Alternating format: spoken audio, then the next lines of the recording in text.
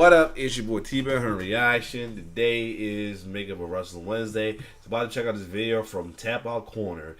20 wrestlers hitting their signature moves in movies. So, a lot of wrestlers getting a lot of roles these days, and one time, and there'll be a time that a wrestler in their role will make them recognizable by hitting their signature finishing role as well too. Rock done a couple times in his movie. He did the rock bottom in what was it?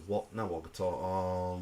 The Rundown. He did it on Fast and Furious as well too. I think John Cena did one of his as well too. Well, yeah. Well, anyway, we're gonna check out 20 wrestlers who hit they signature moves in the movies. Just to let them know who they are. Know what I'm saying? Let's get it. The 2016 movie Countdown not only features 2 WWE wrestlers, but it also includes a scene that takes place at a WWE show. In the film, Dolph Ziggler plays a detective, while Kane plays the police chief. Things really get going when Dolph and Kane find out that a child is being held hostage. The kidnapper tells them to bring the ransom money to an arena where a WWE show is going on. Once the handoff is made, the police try to take down the kidnapper, which prompts Ziggler to give chase. The show-off then literally bumps into Rusev, leading to this. I'm a cop! Show me your badge! Hang on! Oh, shoot! Now that's a real man. In Fast X, the main character, Dominic Toretto, gets framed for a terrorist attack. The government starts going after him, as well as Dominic's family. They break into Dom's house to take his son hostage, but luckily, Dominic's brother, John Cena, is there to make the save. He beats up the government agents and uses his WWE finishing move, the Attitude Adjustment. There's only when this is on, this must be Fast X, though. I haven't seen it yet, but I can't wait. one thing that would have made this scene better. Yep. The Batista Bomb was a pretty devastating finisher in WWE, and it is in movies too apparently. In the 2012 film, The Man with the Iron Fist, Batista plays a mercenary named Brass Body. The animal is hired to kill one of the main characters, and during one of the fight scenes, Batista grabs a man and gives him the Batista Bomb, which actually kills the guy. The Rock has appeared in a lot of movies, so it's not surprising he slipped in some of his WWE moves. In the 7th Fast and the Furious movie, the People's Champion gets into a fight with Jason Statham's character, Deckard Shaw. During this, Rock uses the rock bottom to send Shaw through a glass table. The camera work makes this moment even better. Despite starting as enemies, The Rock and Shaw eventually become partners in the Fast and the Furious spin-off movie, Hobbs and Shaw. In the film, Roman Reigns makes his live-action movie debut as one of The Rock's family members. In the final action scene of the film, The Rock, Roman, and their Samoan family wage war against the villains, Edion. Roman appropriately nails one of the baddies with a Samoan drop, while The Rock hits a move that looks similar to his signature spine buster. A little later, The Rock throws a guy to his cousin, allowing Roman Reigns to perform his finisher, the Spear. Before anybody go there, while I'm sure Roman, this is before he became the Tribal Chief. This is around the time he was dealing with his leukemia.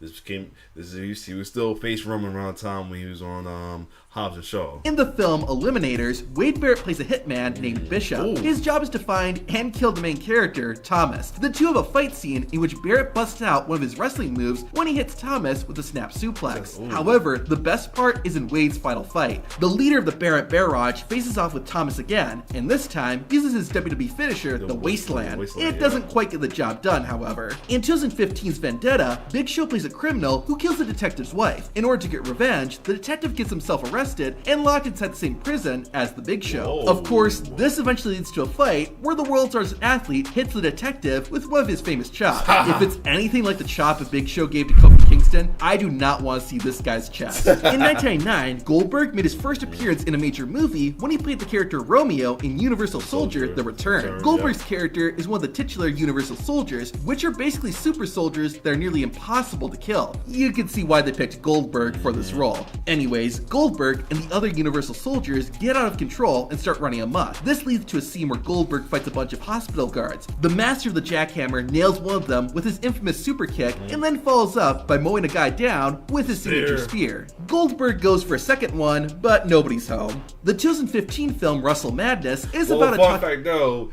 on I think it's Krampus he's on. He did the spear. He killed somebody with a spear. The dog who becomes a wrestler. As such, one former WWE wrestler appears in the movie. In the climax of the film, the dog, named Russell, faces a wrestler called the Hammer, played by John Morrison. Oh, During their Lord. match, Morrison gets on the top rope and performs Shooting Star Press. Unlike in WWE, the finishing move doesn't get the job done, as Russell dodges Morrison's finisher and pins him to win. Nice. In Rocky 3, Hulk Hogan plays a character named Thunderlips, a huge and strong world champion wrestler. So basically, Hulk Hogan in real life. Hogan faces off against the title character Rocky in a boxer vs. wrestler exhibition match for charity. As you would expect, the Hulkster hits several wrestling moves, but the best is when he leaps into leg the air drops. and hits Rocky with the leg drop, the same finishing move Hulk Hogan used in WWE. Now this next scene will leave you satisfied. In 2011, Trish Stratus became a bounty hunter in a movie titled, appropriately enough, Bounty Hunters. In the final fight scene of the movie, Stratus finds herself fighting against one of the antagonists. During this, Trish bounces off the wall and successfully hits Stratisfaction, which actually ends the fight. Wow. Although, if you ask me, it doesn't look like the woman's head actually hit the floor. In 2018, Shawn Michaels became a superhero. Sort of. The Heartbreak Kid appeared in the Star Wars and Marvel parody film Avengers of Justice, Farce Wars. Michaels plays the incredible Master Yoga, who becomes the mentor of the main character, a retired superhero. While training his student, Mr. WrestleMania decks him with a clothesline, then dishes out a hip toss before ending with sweet chin music. It might seem a bit brutal, but hey, it teaches the lesson. We don't see many submission finishers used in movies, but the 2017 Psych film changed that. In it, Charlotte Flair plays one of the henchmen for the main villain. Her big scene comes near the end of the movie when she attacks two of the good guys. One of the moves Flair uses is the figure eight, which works out really well. All day apparel. Tap out. The Queen also steals a finisher when she uses Becky Lynch's disarmor. Oh, Fitting with her okay. WWE background, Charlotte Flair is taken out when the heroes start hitting her with folding chairs. The main event is a movie about a kid who finds a luchador mask that gives him superpowers. Naturally, he decides to use them to enter a competition to become a WWE wrestler. The kid calls himself Kid Chaos and gets put into a match against a wrestler named Hold up, Sting. my bad. Got a little hype because when Wayne, yes, I was waiting for Jamie Jaquez to get picked up, and he did. He got him up. Oh man.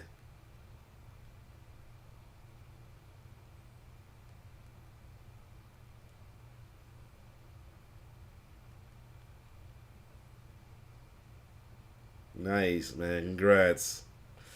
Nice. Anyway, we keep going. Face, played by Dude, what you Otis. just During said. the fight, Otis busts out his signature WWE worm.